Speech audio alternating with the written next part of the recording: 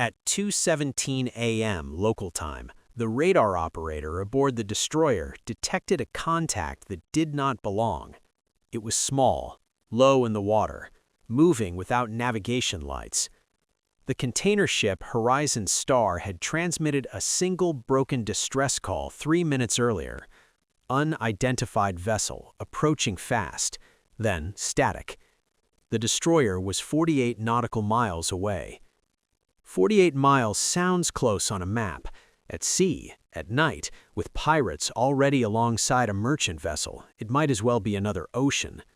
The tactical display inside the Combat Information Center glowed in shades of green and blue as officers leaned over the screen, recalculating distance against speed.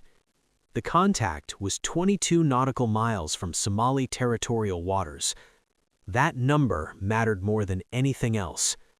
Inside the 12-mile limit, pursuit required coordination and permissions that took time the pirates did not intend to give. Outside it, the task force had authority to act immediately. The skiff was running at 18 knots. At flank speed, the destroyer could make 30, but steel takes time to accelerate. Helicopters do not. The captain made the decision in under 10 seconds.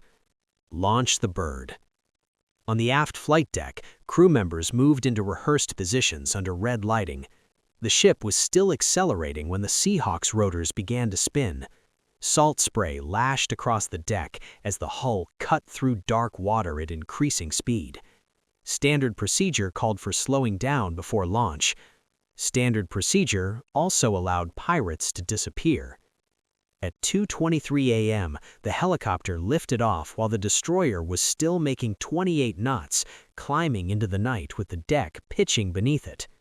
Inside the aircraft, the sensor operator adjusted the forward-looking infrared system and scanned the surface below.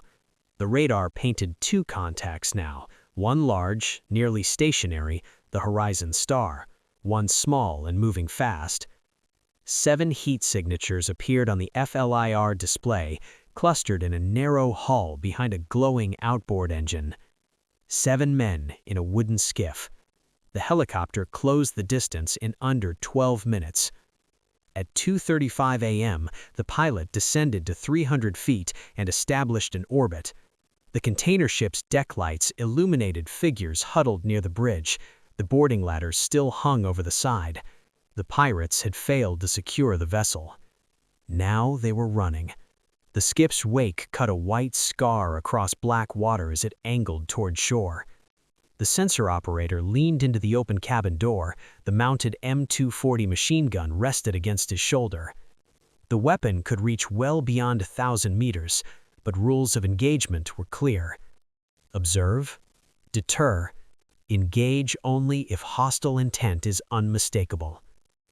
The pilot executed a low pass at 150 feet. Rotor wash hammered the skiff, sending spray over its occupants. The noise was overwhelming, twin turbine engines screaming through the dark. The men below looked up, but did not slow.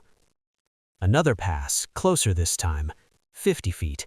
The helicopter roared across their bow, forcing the helmsman to turn sharply to avoid collision. The skiff corrected course and continued toward the 12-mile line. The math began tightening. At current speed, the pirates would cross into territorial waters in 56 minutes. The destroyer was 40 minutes out. That margin could evaporate with a single mechanical problem. The helicopter settled into shadow position at 250 meters, matching the skiff's speed. Through infrared, every movement on deck appeared stark and bright. One man near the bow reached under a tarp. The sensor operator's finger moved to the trigger guard. The man pulled out a plastic bottle and poured water over his face. Finger off. 2 minutes later, another pirate bent toward the deck, hand disappearing from view. Finger back to guard. He came up holding a handheld radio. Finger off. Every motion demanded interpretation. The helicopter's fuel gauge ticked downward. Pursuit burns fuel faster than patrol. They had launched with just over 600 gallons. Below, the outboard engine's pitch increased. The skiff accelerated. 20 knots, 22. The pirates were committing fully to the run. The pilot reported the change. The destroyer answered with a simple directive: delay them. The helicopter descended to 40 feet and flew directly ahead of the skiff, hovering just long enough to force a course correction. The rotor wash churned the sea into chaos. The men below shielded their faces. The helmsman swerved, then straightened out and pushed the throttle harder. The engine screamed. For 15 minutes, the helicopter harassed the fleeing boat with aggressive passes, never firing, never striking, just reminding the 7 men below that they were being watched. The 12-mile line loomed closer. At 2:58 a.m., something changed. The engine sputtered. The skiff's bow dipped slightly before rising again as the throttle was pushed. A plume of smoke trailed behind it. The engine coughed once more. Then silence. The boat's momentum carried it forward for several seconds before the wake flattened and disappeared. The helmsman yanked the starter cord repeatedly. The engine turned over weakly, caught for a heartbeat, then died again. They had pushed it too hard. The same desperation that might have saved them had broken their only means of escape. The helicopter resumed orbit at 300 feet. 7 heat signatures sat motionless in a drifting hull. The destroyer was still 18 minutes away. 18 minutes can feel long when you are the only thing holding armed men in place over open water. The sensor operator kept the machine gun trained on the tarp at the bow. Whatever lay beneath it had not moved. Fuel calculations ran through the pilot's mind. They could maintain orbit and still return safely, but only if nothing unexpected happened. On the horizon, a faint gray outline emerged. The destroyer. 10,000 tons of steel cutting through black water at flank speed. The pirates saw it too. One of them stood up abruptly. 3 weapons tracked to him instantly from above. He sat back down. By 3:16 a.m., the destroyer had slowed to maneuvering speed 300 meters from the disabled skiff. Floodlights illuminated the scene in harsh white beams. On the stern, 2 rigid-hull inflatable boats splashed into the water. Each carried 7 armed sailors in body armor and helmets. An M240 mounted at the bow at each rib pointed toward the skiff. The boats accelerated hard, twin outboards howling, covering the distance in less than a minute.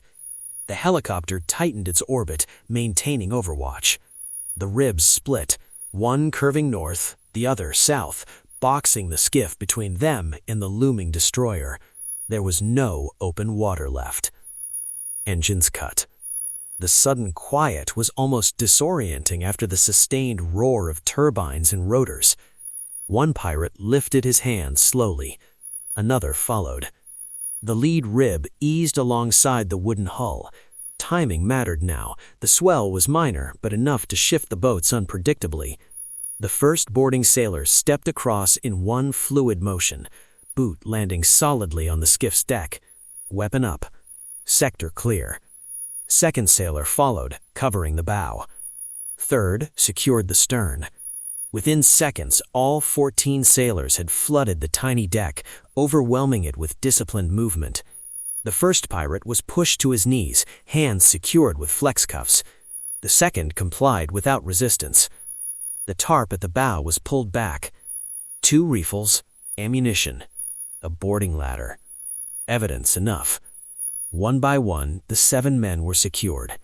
No shots fired, no casualties. At 3:27 a.m., the pirates were transferred to the ribs under armed guard. The helicopter broke orbit and began its return to the destroyer, fuel reserves now comfortably within safety margins. Behind them, the Horizon Star resumed course under escort. The boarding ladder that nearly turned a merchant ship into a hostage scene was now just another piece of seized equipment. The task force had existed for weeks without a capture. Tonight, that changed. Not because of overwhelming firepower, not because of a dramatic firefight, but because of math, timing, restraint, and discipline under pressure.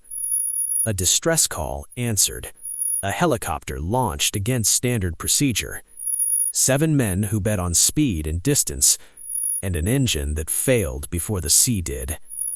By sunrise, the official report would describe it as a successful counter-piracy intervention. Clean, efficient, controlled. What it would not capture was the 23 minutes of hovering restraint, the repeated near decisions not to fire, the fuel gauge ticking downward, the invisible 12-mile line creeping closer in the dark. History at sea is rarely made by explosions.